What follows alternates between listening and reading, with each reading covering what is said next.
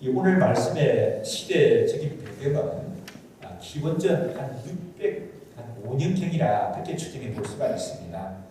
하나님의 선택을 받고 하나님의 큰 은혜를 입은 민족이 유대 민족입니다. 유대 나라 사람들이거든요.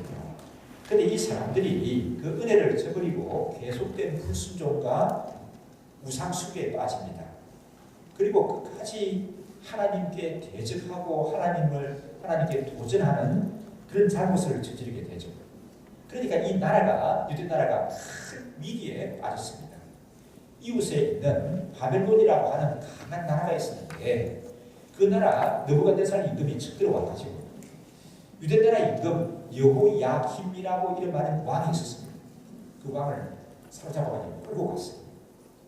그리고 예루살렘 성전하게 되면 하나님의 임재를 나타내는 그 솔로몬 임금 때 얼마나 정성을 다해서 또 다윗 때부터 준비해가지고 지어진 예루살렘 성전입니까?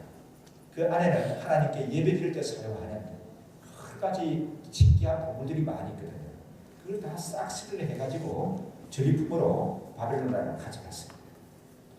거기다가 나라의 왕족이라든지 또 귀족들의 자제들 중에서 좀 또릿또릿해 보이는 사람들은 다 잡아갔어요.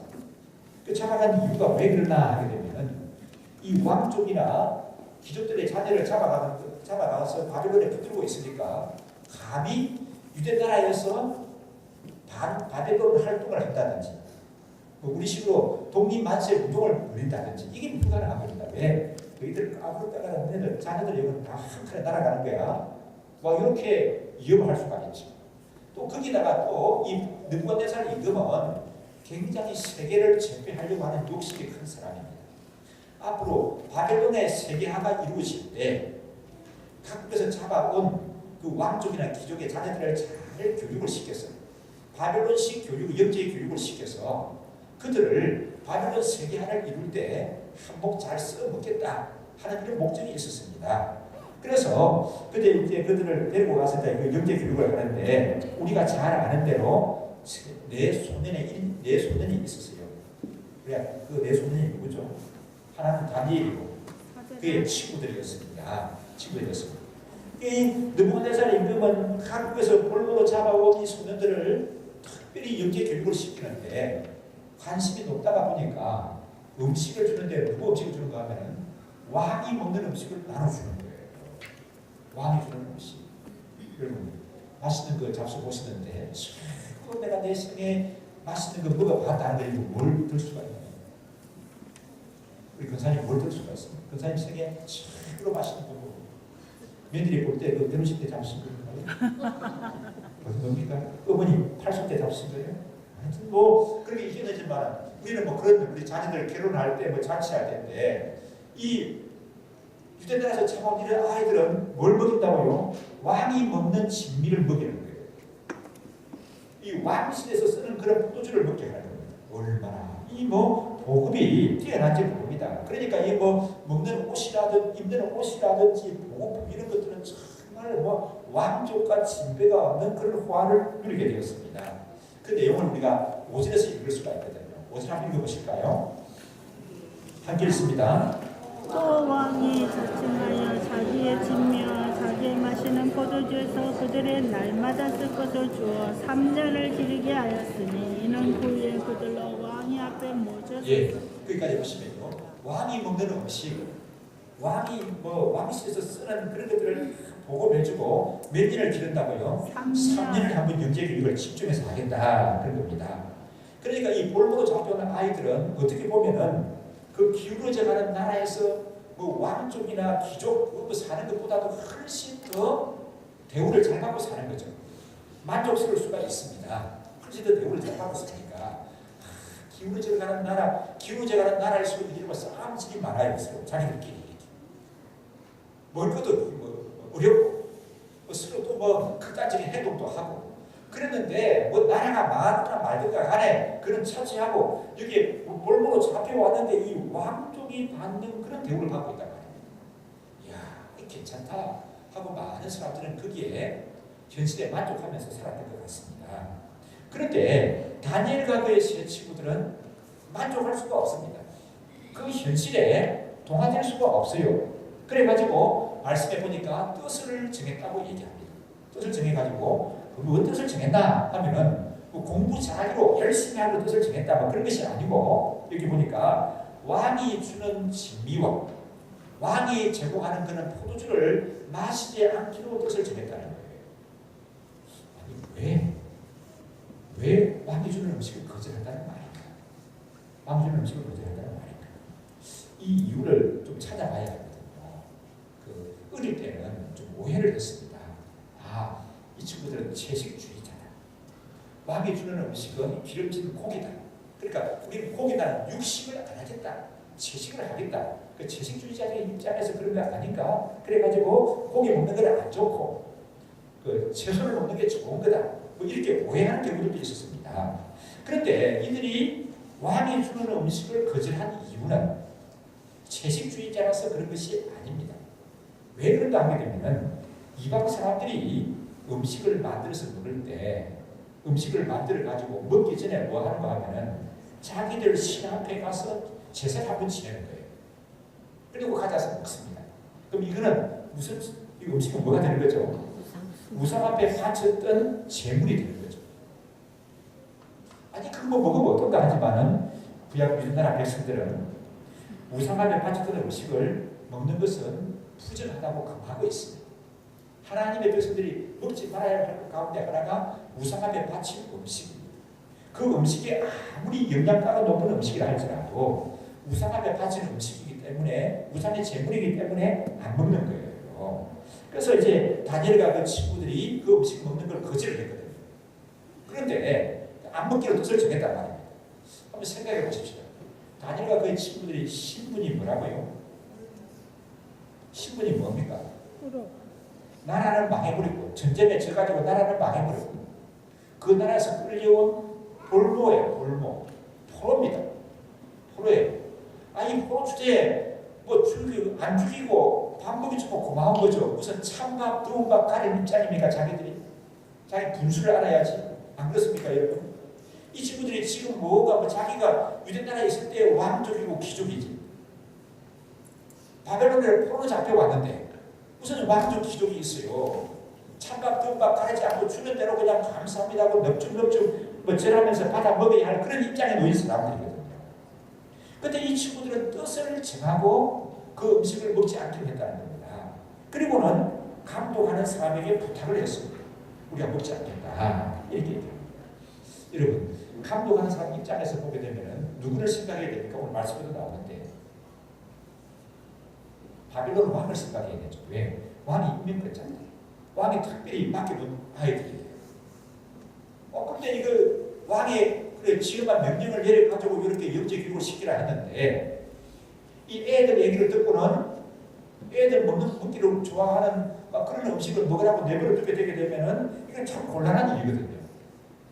그런데 보니까 뜻이 있는 곳에 길이 열린다고 하나님이 놀라운 은혜를 베푸셔서 길이 열리는 거예요. 그들을 감독하는 사람의 마음이 감한 감동의 역사가 일어납니다. 이게 9절의 말씀이에요. 9절 한번 보실까요?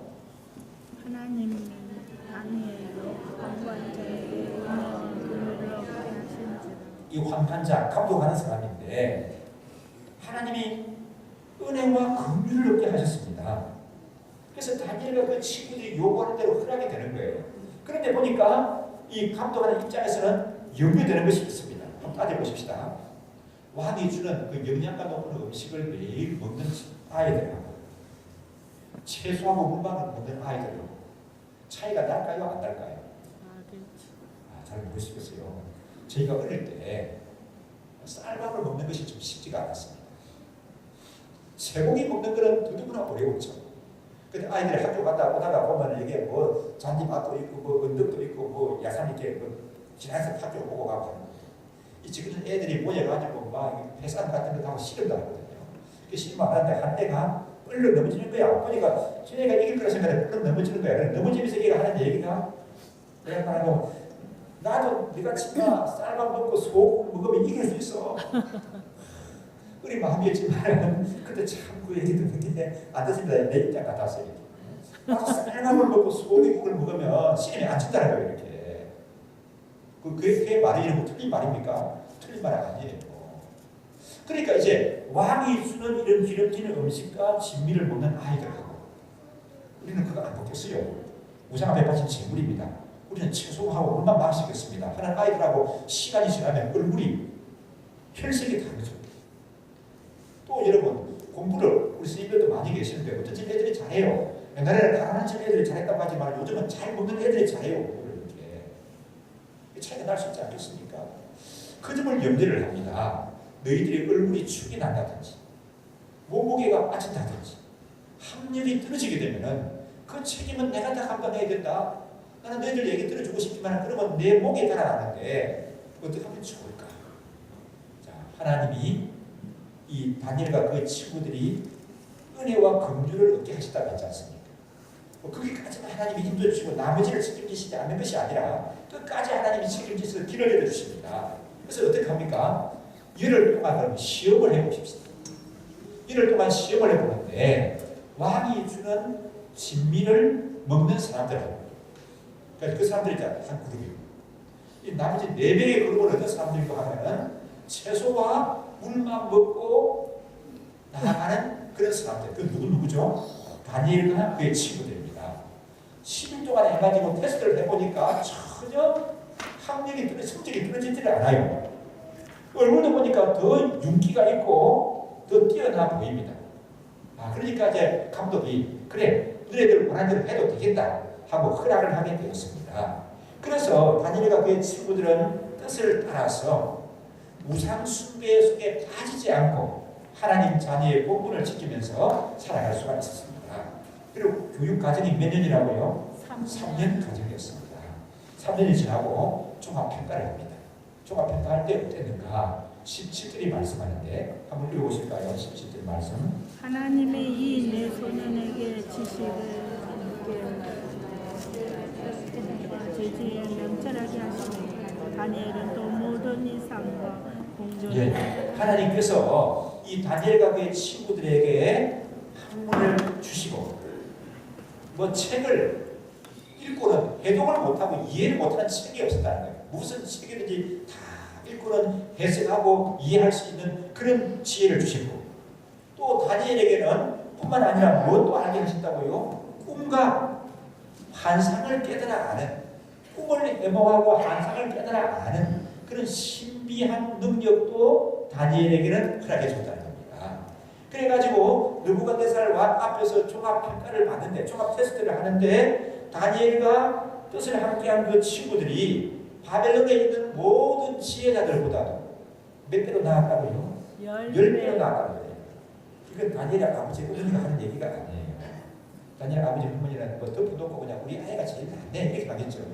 그런데 느부갓네살 유급이라든지 그 시험관을 평가해요. 그들의 입에서 나오는 얘기가 야 다니엘과 사드락과 메삭과 아벤느고의 종합 성적이 바빌론의 박사와 수객들보다도 10배나 낫다. 10배나 낫다. 그렇게 평가가 되었습니다. 우리 20절의 말씀 한번 읽어보실까요? 다시 하겠습니다. 왕들이 그들에게 모든 일을 먹는 중에 그 지혜와 총명이 온 나라 박수와 술객보다 10배나 나은 줄 아냐. 이게 왕이 평가해요. 그러니까 이제 뭐 이게 뭐 종합 성적, 달리기, 특거리, 뭐 원반 던지기, 뭐 오래 달리기 이런 것뿐만 아니라 뭐 학술 시험도 다 받고 왕 앞에서 우리 식으로 말하면 면접을 보는데 왕이 그 얘기를 듣고는 이야 이런 사람들이 있나?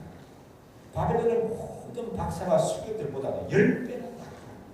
누구의 평가라고요? 바벨론 왕의 평가예요.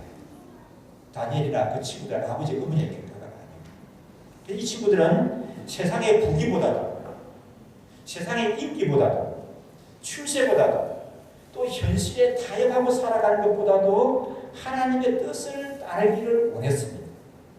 그런 친구들에게 하나님께서 복의 복을 더하시고 이들을 귀하게 들어서는 것을 볼 수가 있습니다. 그리고 마지막 21절의 말씀을 보니까 뭐라고 얘기했습니까? 다니엘은 고레스 왕 원년까지 있었느니라.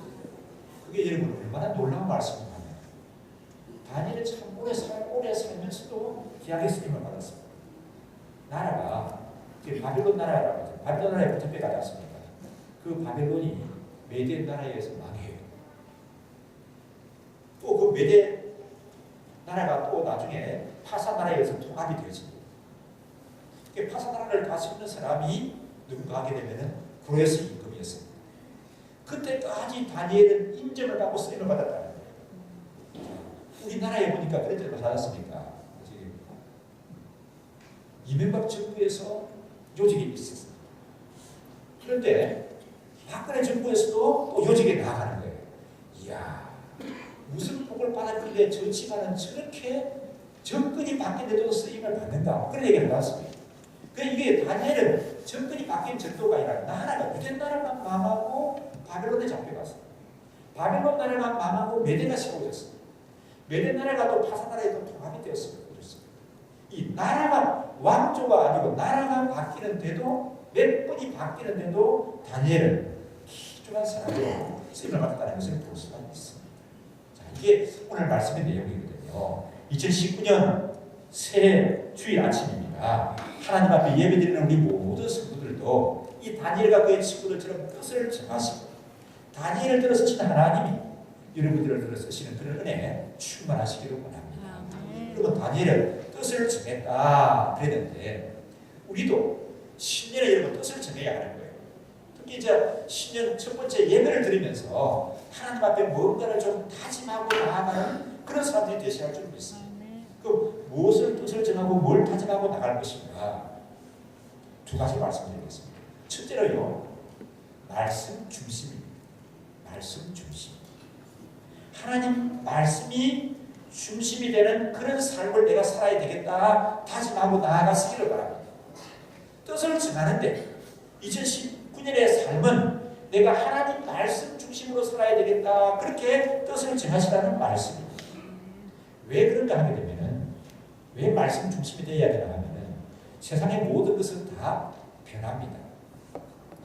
유명한 철학자의 말들이 있죠. 뭐 달레스라는 사람은 만물의 근원은 뭐 물이라고 했는가요? 뭐 그렇다. 뭐 만물의 근원은 또 뭐 불이다. 그 철학자들이 평생 깨달은 말들을 한 문장씩 남긴 말들이 있던데 어떤 철학자는 뭘 남겼는가 하면 모든 만물은 변한다. 맞습니까 여러분? 네. 다 변해요. 누가 변해요? 만물이 다 변합니다. 인심도 변해요. 인심이 변한다는 걸 아십니까? 인심이 변해요. 또 뭐도 변합니까? 지식도 변합니다. 믿었던 친구도 변합니다. 뿐만입니까 여러분? 가치관도 변해요. 세계관도 변합니다. 어떤 평생 어떤 학문의 업적을 이루었습니다. 연구해가지고 그 이론을 정립을 했거든요. 죽을 때까지뿐만 아니라 내 죽어서도 이 이론이 이 원리가 무언가를 지배할 거라고 생각하고 있습니다. 그런데 그게 여러분 요즘은 한 몇 년 지나면 또 1년 지나고 나면 또 새로운 이론이 개발돼 나오는 것이 요즘 이 시대예요. 이 과학이나 의학 지식에 관한 걸 여러분 얼마나 새로운 지식들이 쏟아져 나오는지 모릅니다. 그러니까 이 과학 분야에서는 여러분 새로운 지식이라는 게 1년을 못 간대요. 1년을 이렇게 막 새로운 것이 자꾸 개발돼서 쏟아져 나오니까. 그리고 뭐예요? 학문의 진리는 영원하다 이렇게 생각했는데 과학 지식은 영원하다 이렇게 생각했는데 이게 여러분 굉장한 인류 문화의 발달 속에 살다가 보니까 그게 영원한 게 아니고 지식은 뭐예요? 변하는 거예요. 또 지식은 변해야 될 겁니다. 그렇죠? 아니 시대가 이렇게 흘러가는데 뭡니까? 이 지식은 꼭 이렇게 뭐 변하지 않는다고 하게 되면 우리 불편해서 어떻게 살겠어요? 근데 변화 속에 산다는 겁니다. 그런데 이제 그 사람의 마음도 변하는 겁니다. 그러다 보니까 누구도 변합니까? 나도 변하는 거예요. 나도. 나는 안 변해요. 그렇죠, 여러분. 물론 이제 우리를 지키는 그런 면에서는 변하지 말아야 하는 거지만 이 삶도 내 자신도 변하고 있지 않습니다. 그래서 이 변하는 세상에 변하는 것을 절대적인 가치 붙들고 살아가게 되면은 그건 참 불쌍한 사람입니다. 참 안타까운 거예요. 그러지 않겠습니까? 그거 가지고 여러분 우리가 어디 저기에 우리보다 좀 문명에 앞서지 못한데 가서 보게 되면은 그걸 가지고 보면 알죠 우리는. 그게 아주 옛날의 지식인데 그게 진리인 것 같이 붙들고 절대적인 가치라고 생각하고 붙들고 살아간다고 하면 여러분 이게 얼마나 안타깝고 불쌍한 인생을 살아가는 사람이라고. 그런데 우리가 아셔야 할 것은 모든 것이 변하는데 변하지 않는 것이 또 있어요. 그게 뭘까요? 변하지 않는 것. 세상의 모든 것은 다 변하는데 그 변화 속에서도 변하지 않는 것이 있는 거예요. 그게 뭘까요? 마태복음 24장에 보면 35절에 예수님이 이렇게 말씀하십니다. 천지는 없어질지언정 뭐는 없어지지 아니하리라? 내 말은 없어지지 아니하리라. 천지는 없어질지언정 내 말은 없어지지 아니하리라. 내 말이 뭐예요? 하나님 말씀입니다. 하나님 말씀은 변하지 않습니다. 맞습니까 여러분? 반드시 이루어집니다. 여러분 하나님 말씀이 다 이루어지는 것을 여러분 보셨습니까? 경험하셨습니까? 하나님 말씀이 다 이루어지는 것을 저는 다 보지 못했어요. 왜 다 보지 못했는가 하면 내 삶이 유한해서 그렇습니다.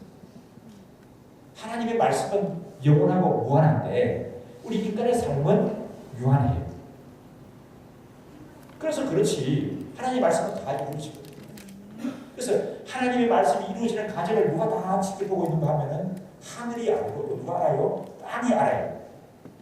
하늘이 알고 땅이 하나님 말씀이 이루어지는 것을 다 이때까지 지켜보고 있었습니다. 나는 사는 삶이 유한한 삶을 살기 때문에 다 알지도 못해요. 그래서 이 신명기에 보게 되면은 새벽기도 시간에도 인용을 했는데 하늘이여 귀를 기울이라 내가 말하리라.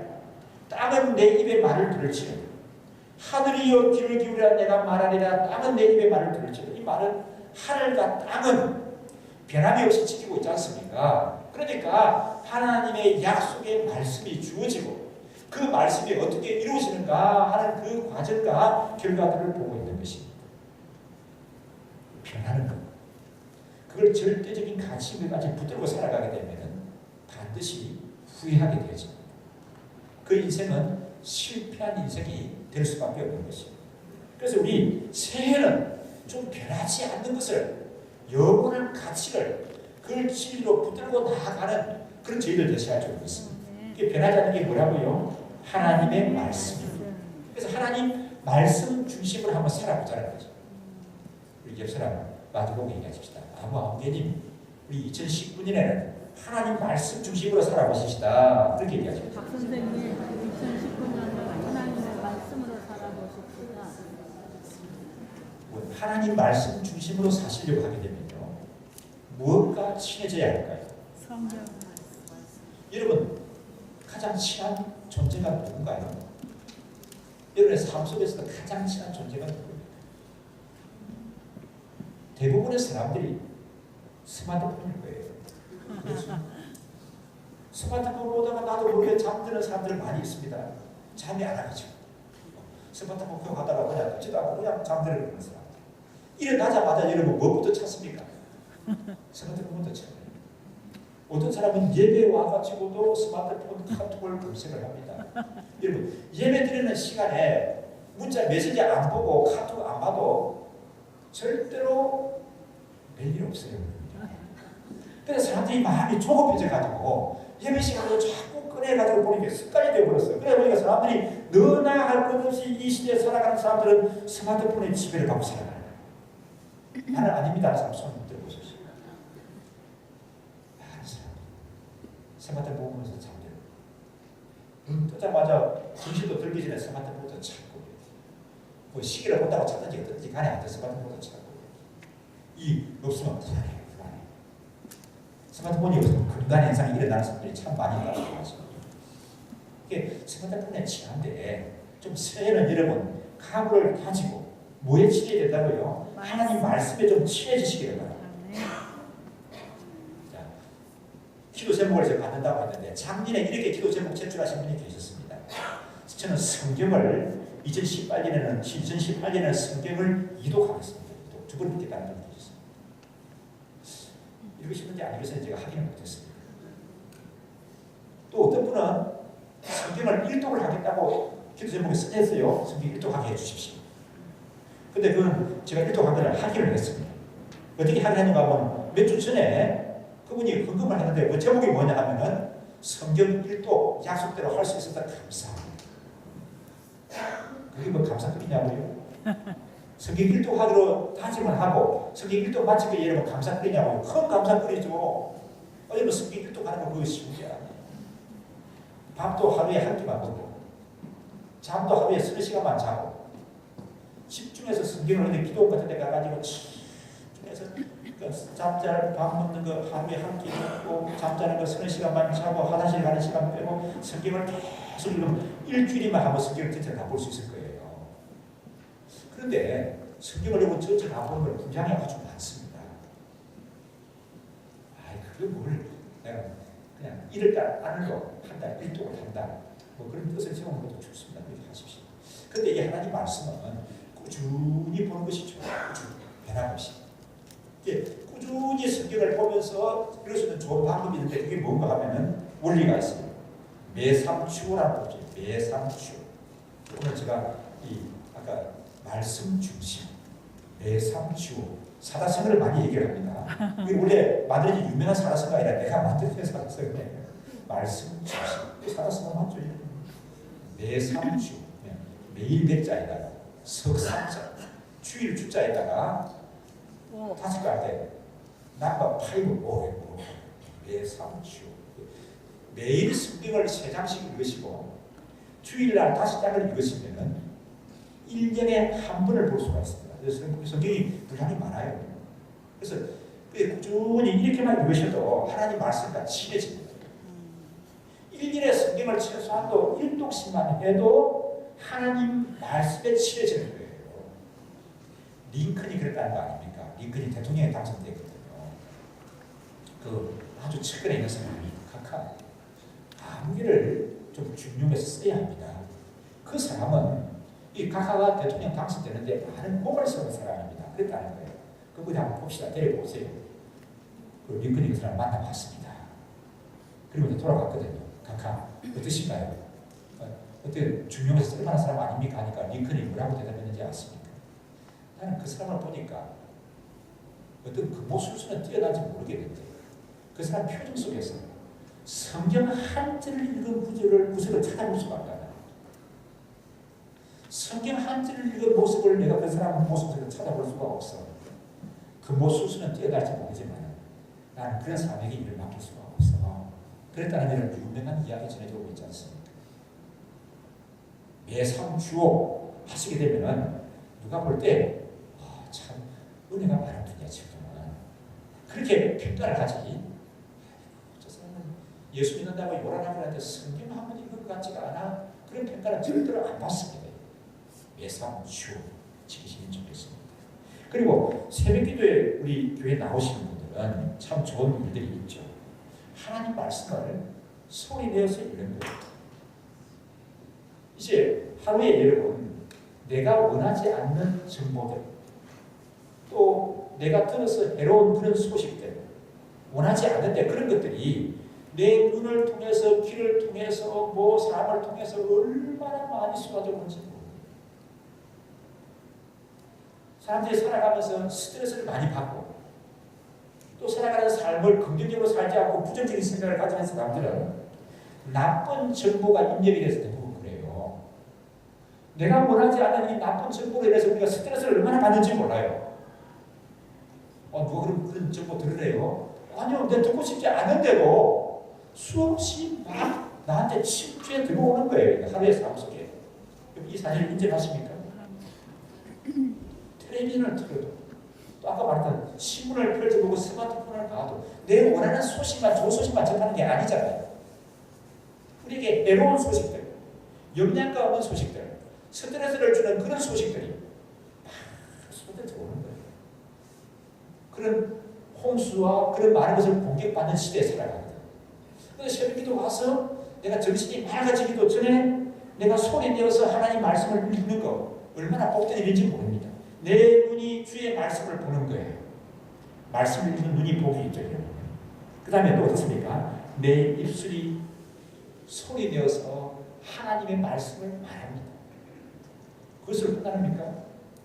내 눈은 주의 말씀을 보므로 복이 내 입술은 주의 말씀을 소리내어서 읽음으로 보기. 또 내 귀는 내 눈이 보고 내 입술이 소리내는 그 말씀을 듣습니다. 듣는 귀가 보게 되는 거죠. 그러면서 어떻습니까? 그 말씀이 나에게 새겨지는 거예요. 그 말씀이 내 중심에 새겨지는 거예요. 그래서 여러분 새벽기도 교회까지 나오기가 어려우신 분들은 일어나자마자 스마트폰보다 찾지 말고 다 일어나서 그냥 성경 한 장을 소리내서 읽으십시오. 매일 그렇게 한번 해보십시오. 여러분의 삶에 놀라운 하나님의 말씀이 주는 감동의 은혜가 있을 줄 믿습니다. 그리고 분명히 이렇게 살아가는 사람은 정신적인 건강뿐만 아니라 육체도 건강케 하시는 그런 하나님의 은혜를 경험하시게 될 줄 믿습니다. 자, 뜻을 정하는데 우리 예배 시간에 한 가지 첫 번째 뭐라고요? 말씀 중심. 또 하나 두 번째 사단성어는 기도 우선입니다. 기도 우선. 사단성어가 되죠, 여러분요? 우리 삶 속에 기도가 우선해야 됩니다. 기도 우선이에요. 하나님의 자녀들에게 하나님 자녀의 권세를 주셨거든요. 하나님께서 하나님 자녀들을 위해서 놀라운 일을 예비하셨습니다. 믿습니까, 여러분요? 나를 위해서 하나님은 놀라운 일을 예비하셨습니다.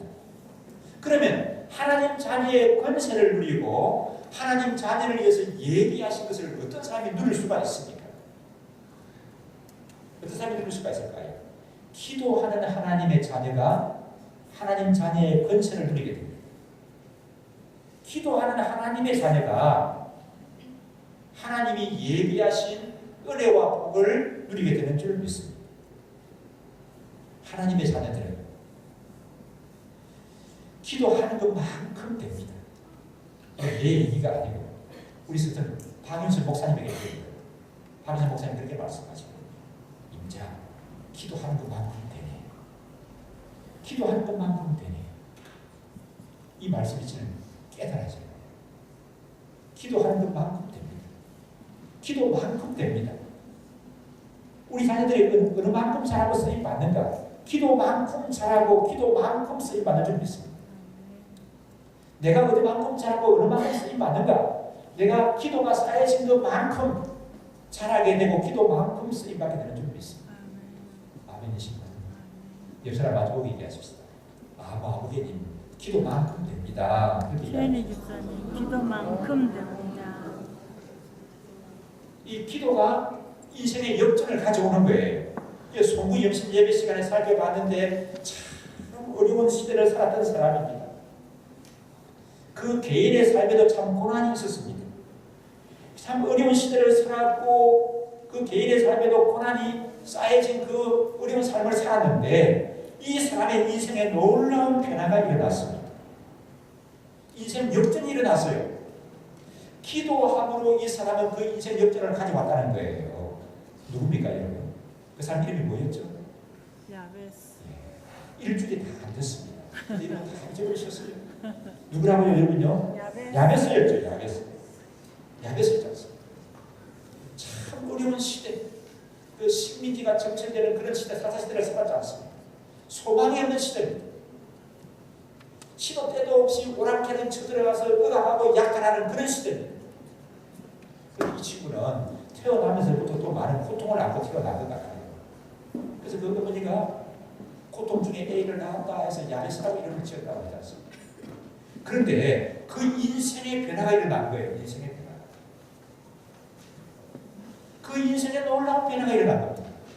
인생 역전이 일어난 거예요. 왜 어떻게 일어났다고 했습니까? 야베스는 기도하는 사람입니다. 하나님께서 야베스의 기도를 들어주셨습니다. 그래서 그를 고통 가운데서 건지시는 것뿐만 아니라 그 형제들 중에서 어머니가 보기에도 빌빌하지 않습니까? 이거 무슨 사람 무시할지 모르겠다 이렇게 여겼는데 그 야베스가 어떻게 됐다고요? 그 형제 중에서 가장 존귀한 사람이 됐다. 가장 존귀한 사람이 됐다. 말씀이 그렇게 얘기해요. 자, 우리 앞에 PPT 한번 보실까요? 제일 먼저 동그라미 3개가 나와요. 야베스가 이스라엘 하나님께 아뢰 가로되 이렇게 해야 맞아요. 그래서 이제 동그라미를 친 것은 야베스 대신에 뭘 해야 된다고요? 네. 자기 이름을 넣었어요. 자기 이름. 승만이가, 윤길이가 이렇게 하시면 됩니다. 자, 자기 이름을 넣어서 이 말씀을 하고 있습니다. 이게 무엇일까요? 영란이가 이스라엘 하나님께 아뢰어 가로되 원컨대 주께서 내게 복을 보게 주셔서 나의 지경을 넓히시고 주의 손으로 나를 도우사 나로 환난을 벗어나 근심이 없게 하옵소서. 이 시간에 한번 외우려고 하거든요. 한 번 더 보십시오. 이스라엘 하나님께 아뢰어 가로되 자기 이름을 넣어서 주께서 내게 복의 복을 주셔서 나의 지경을 넓히시고 주의 손으로 나를 도우사 나로 환난을 벗어나 근심이 없게 하옵소서. 여기 진짜 중심이 되는 말씀이 두 문장이죠. 주께서 내게 복의 복을 주사 나의 지경을 넓혀 주옵소서. 그렇죠. 또 하나는 뭡니까? 주의 손으로 나를 도우사 나로 환난을 벗어나 근심이 없게 하옵소서. 이게 야베스의 기도였거든요. 하나님의 근심에서 벗어나 그를 치료하셨고 그를 형제에서 가장 존귀한 사람으로 들으셨습니다. 첫 번째 야베스 기도가 뭐라고요? 주께서 내게 복의 복을 주사 나의 지경을 넓혀 주옵소서. 두 번째 기도는요? 주의 손으로 나를 도우사 환난을 벗어나 근심이 있게 하옵소서. 우리 두 가지 안보고 한번 할 수 있을까요? 안 해보실까요? 나는 저 자신에 따라 보고 하셔도 되고 안보갈 수도 한번 해보실까요? 시작. 첫 번째 주께서 내게 복의 복을 주사 나의 지경을 넓혀 주옵소서. 두 번째 주의 손으로 나를 도우사 환난을 벗어나 근심이 없게 하옵소서. 여러분 기도만큼 되는 거라고 했죠. 하나님께서는 야베스의 이 기도를 들으시고 야베스를 가장 존귀한 사람으로 들으셨습니다. 그 사장 선거 중에 보니까 그 말이 있더라고요. 조지양익이라는 말이 있습니다. 조지양익. 세 조자, 갈치자, 두 양자, 날개 입자가 있습니다. 그 무슨 말이죠? 그러면 새가 공중을 나를 때는 뭘로 난다고요? 두 날개로 난다는 거죠. 한쪽 날개 짓에서 난다는 게 아니에요.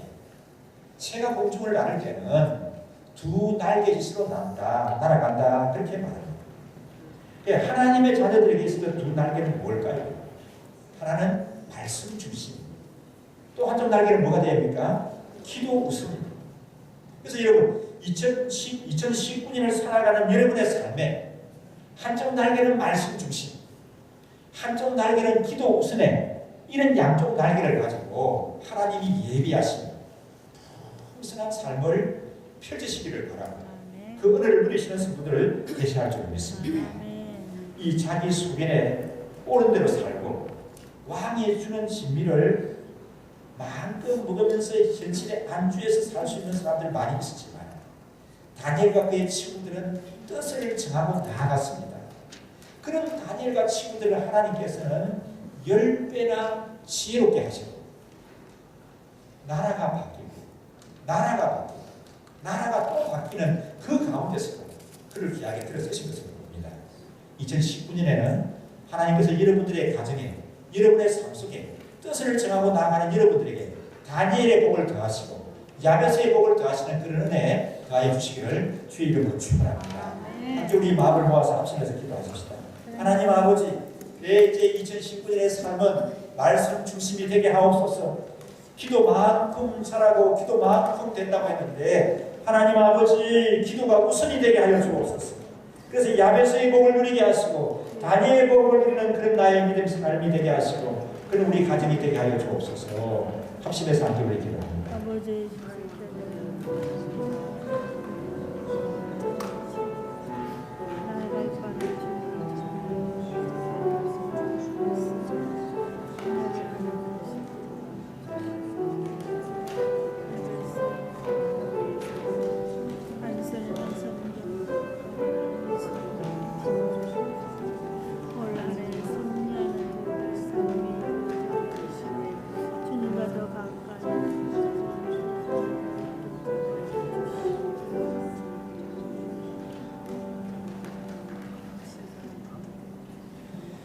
아버지 하나님, 그 아무도 살아보지 않은 2019년의 새해를 주시고 또 새 첫 주일 아침 사랑하는 우리 또 형제 자매들이 함께 공동체로 모여서 신령과 진정으로 예배를 할 수 있게 도우심을 감사합니다. 아멘. 되는 대로 현실에 안주하며 사는 사람이 아니라 뜻을 정하며 나아갔던 다니엘과 그의 친구들의 모습을 생각합니다. 우리는 2019년에는 하나님 말씀이 중심이 되게 하시고 내 삶 속에 기도가 우선이 되게 하여 주옵소서. 그래서 우리 믿음의 조상인 다니엘에게 허락하셨던 그 은혜가 우리에게 허락하시는 은혜와 복이 되게 하여 주옵시고, 우리 믿음의 조상 야베스가 누렸던 그 복을 누리는 그런 우리 자신들이 되고 우리 가정이 되고 일터가 되게 도와주시옵기를 바랍니다. 새해는 새 일을 행하게 하시고 또 새해는 새 일을 행하시는 그 하나님을 경험하고 누리는 은혜가 더하게 도와주시옵소서. 감사드리고 예수님 이름으로 기도드리옵나이다. 아멘.